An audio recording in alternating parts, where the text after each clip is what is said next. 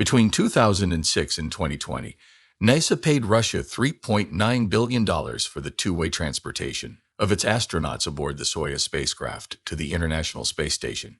And despite the tons of space-traveling technologies possessed by America, this cycle looks set to continue until Elon Musk put an end to it.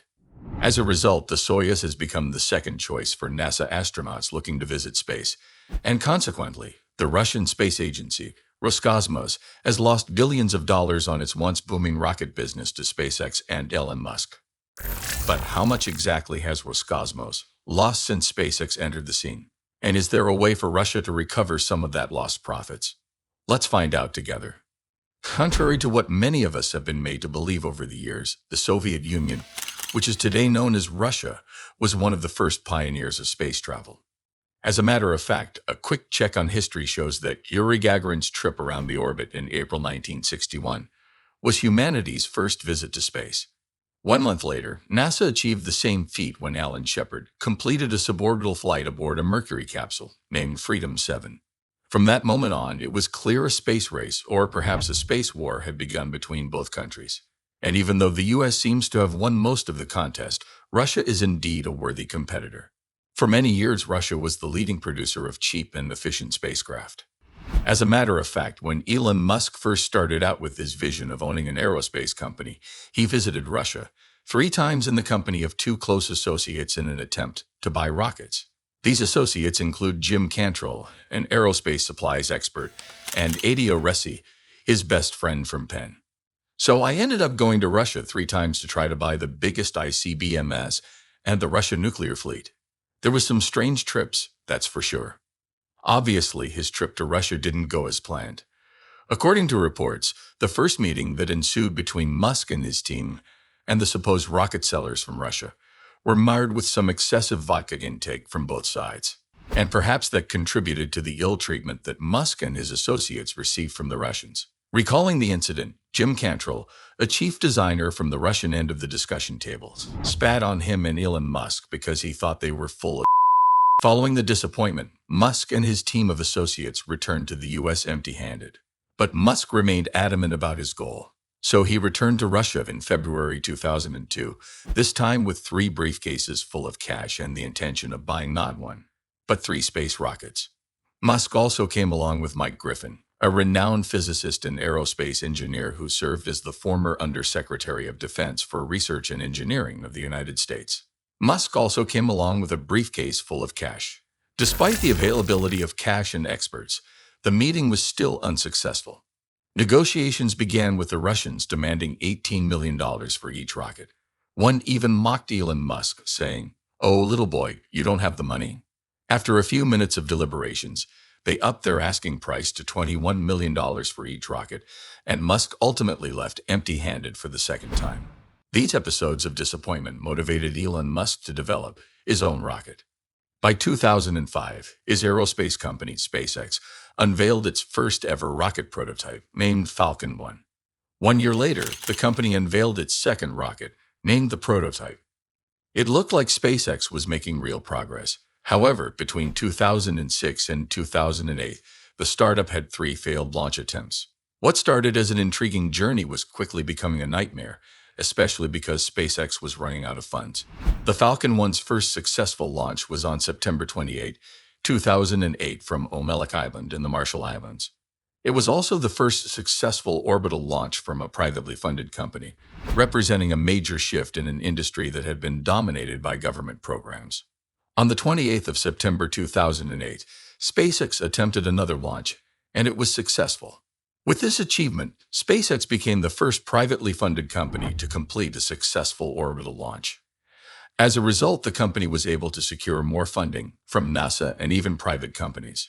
For Elon Musk, the successful launch of Falcon 1 was an iconic event that he wouldn't forget in a hurry, especially considering what he went through in the hands of the Russians and how the entire project nearly crumbled. If this launch had failed, SpaceX would have been left bankrupt. "I messed up the first 3 launches. The first 3 launches failed," Musk said in a later interview. "That was the last money that we had for Falcon 1. That 4th launch worked, or it would have been. That would have been it for SpaceX. But fate liked us that day." From then on, SpaceX continued to ramp up its development speed, and by 2012, the company had started to deliver cargo to the International Space Station using the Dragon 1 spacecraft. In fact, between 2012 and 2020, the Dragon 1 rocket successfully dropped off cargo at the ISS 23 times, but something was still missing. While the Dragon 1 rocket was super efficient in delivering cargo in space, it wasn't suitable for human space travel. Also, the Space Shuttle program, which was designed to carry NASA astronauts to space, was formally scrapped in 2011. This meant that the Russian Soyuz rocket was the only means of transporting NASA astronauts to the ISS. And of course, the Russians couldn't have been more excited at the development. This unhealthy monopoly gave them a decent bargaining power and ensured that they were always in the know about every project carried out by NASA astronauts. But more importantly, the ill-thought arrangement allowed Russia's space agency to earn billions of dollars of American taxpayers' money. Within 14 years, spanning between 2006 and 2020, NASA bought 71 seats on different Soyuz rockets for an average price of $56 million per seat. However, on the 30th of May 2020, Elon Musk and SpaceX broke this jinx when two NASA astronauts, Doug Hurley and Bob Behnken, traveled to the ISS aboard the Falcon 9 rocket. This historic launch was the first time in 40 years that the United States had launched an astronaut into orbit on a new rocket since the inaugural space shuttle flight in 1982. It was also the first time since 2011 that a crewed mission was launched from the US to the ISS. The Falcon 9 represented a breath of fresh air, a much-needed one at that, because its introduction ultimately meant that the US no longer had to depend on Russia to transport its astronauts to space. Aside from being an alternate, the Falcon 9 rocket is cheaper and more efficient than the Soyuz because it's reusable. For instance, at the last check, the launch price of a Falcon 9 rocket is estimated to be around $67 million. That's crazy cheap when you compare it to the Russian Soyuz rocket, which has an average launch price of between $53 and $225 million. Putting this in consideration, NASA seems to have adopted SpaceX as its unofficial carrier to the ISS, and so far, the company hasn't disappointed. In fact, the space flight service offered by SpaceX has been so impressive that Roscosmos has had to sign a ride-sharing deal with NASA that allows Russian astronauts to hitch a ride to the ISS aboard the new Crew Dragon spacecraft. Since 2020, SpaceX has launched at least 42 astronauts to the ISS. Considering the average price for each Falcon 9 launch, that's well over $500 million that could have potentially gone into the coffers of Russia if SpaceX wasn't in the picture. This comes even as political tensions between Russia and the United States reached boiling point earlier this year.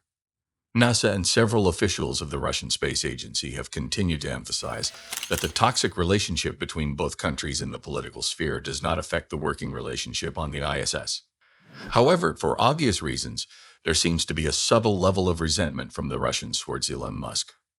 Following Russia's invasion into Ukraine, Elon Musk called out President Vladimir Putin to a fistfight, and the Russian Space Agency chief Dmitry Rogozin took exception to it.